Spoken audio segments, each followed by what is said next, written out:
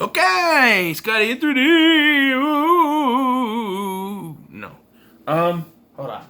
Moment, please.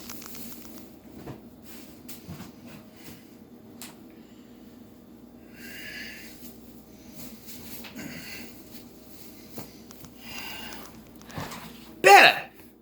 Now I'm all ready to continue Shark Week. This is day 3, Tuesday of Shark Week, and we are looking at Jaws 3 or Jaws 3D. And yeah, so I've heard a lot of bad things about Jaws 3 and the fourth one, Jaws the Revenge. But to be honest, I didn't think this movie was that bad. Now, I'm one to enjoy so bad it's good movies like The Room or can't think of any other ones, but The Room. Howard the Duck is a so bad it's good movie. I enjoy that movie. Movies you can just sit and you can enjoy and you can laugh at. That's what this is to me, right? A Batman and Robin is a so bad it's good movie for me, right? Superman 4 is a so bad it's good movie for me. Can't stand Superman 3. But, there, I should do a top 10, maybe even a top 5. I'm working on a new top 5 series. Top 5 so bad it's good. Who knows? But anyway, Jaws 3, 3D, whatever, is honestly not a bad idea. The 3D idea, meh. But the plot, there's a shark loose in SeaWorld. Not a bad idea. The idea here is that the shark comes in from the ocean because they have a lagoon that's connected to the ocean for some reason. It gets in and it wreaks havoc.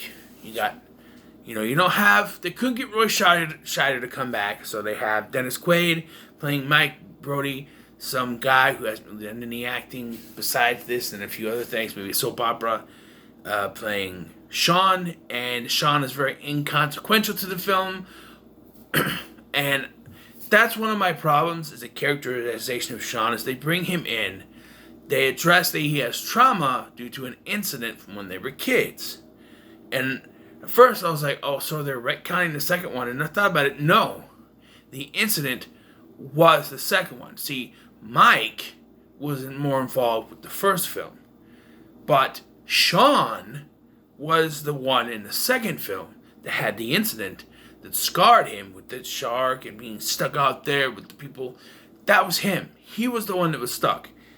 Mike got to go to the hospital and get better. Sean was the one that was stuck, and his dad had to come and save him. I don't remember much about the first one at this point. I don't think there was a lot of character development for the Brody boys in that one. So it seems to me that the second one is the situation they're talking about, the incident that they're talking about. So, yeah. But Sean doesn't really do much in this film. He shows up, he has a romance with Leah Thompson, they play standoff, which is this weird pushing back and forth game. They have a little romance. Leah Thompson gets bitten, he rides with her to the hospital. He's in the movie for maybe half the film, but then when it's time for the climax, they're like, oh, we don't need him. And I think that's one of my biggest problems, is that now we follow Mike. Mike has nothing to prove. I know in the original script, he was supposed to be in a submarine and get freaked out and have to face his fears, but the thing is, he shouldn't have those kind of fears. Yes, there was an incident with a shark. He was involved in it. But what we've been presented thus far is that Sean has the trauma. Sean's the one that should have stayed and had the fears and helped, but he left. They realized he's not necessary, so they wrote him out of the script, going with Kelly because they didn't need him. But he really should have been in this finale. He needed to face his fears. And a bunch of other characters. We got Louis Gossett Jr. as Calvin, the guy who owns the park. And I thought he died, but then, because you don't really see. You see him swimming, and you see this guy, African American guy. I'm not being racist, but you see him getting eaten, and I thought that was him. And then when they get up to the top, Kay, the female protagonist, goes, "What about the others?" And you hear Mike go, "Calvin got out." I'm like, wait, no, he is eaten. But no, he wasn't. It was his nephew. And Calvin actually saved him. I rewound it. I didn't see the part where he saved someone. So, yes, he did save someone, but then he didn't save his own nephew. So, I don't know.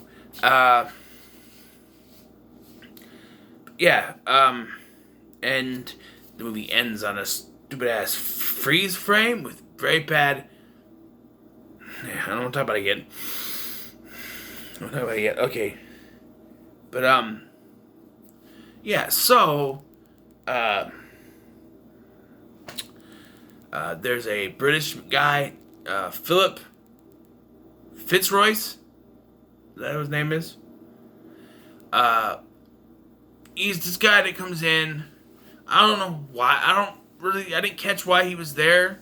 But then when they realize there's a shark in there, not only does it not make the Brody boys, make Mike blink at all, they're just like, oh, there's a shark in here, and we're gonna catch it. I used it in an exhibit, and then it dies. And then they find the body of the guy who was repairing the doors or whatever, the cage door things. And they find that he's dead, and then they say that the bite radius of the shark they found isn't big enough, and so it's the mother of that shark that's out there, and it got through the thing, and Calvin just knows that's where the shark came in from. So he's acknowledging that it's his fault because he's the one that said, oh, I just shut down pump 2 and start open pump 1. And so he's able to get through. Shark's able to get through. So,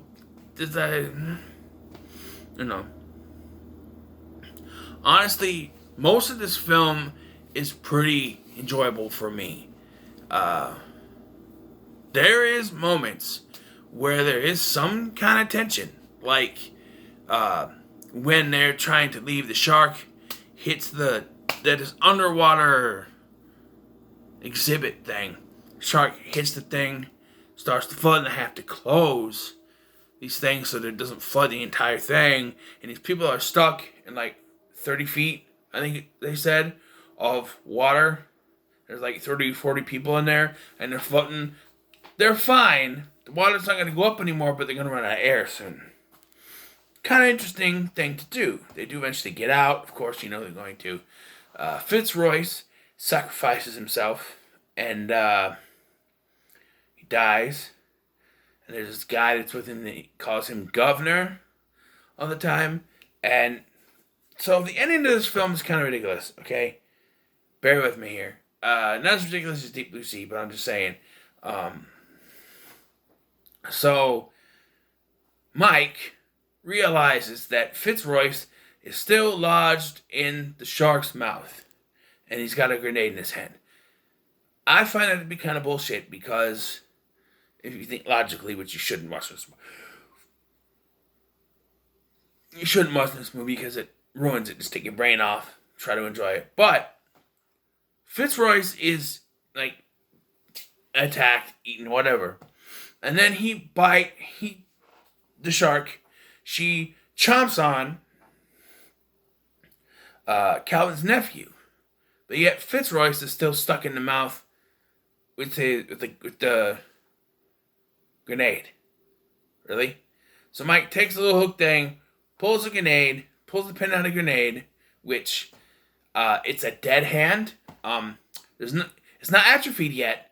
So logically, again, don't think logically, but when he did that, it would have pulled the entire grenade out of his hand, because one, you're underwater, so slippery. His hand is not atrophied, so it would slip out of his hand and be like if you're asleep, right? When you're asleep, you fall asleep with something in your hand, he goes, right? It doesn't stay in your hand.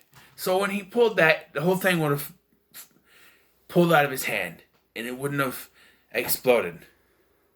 But movie logic, so pin comes out, shark explodes, and now we gotta talk about the worst part of this film.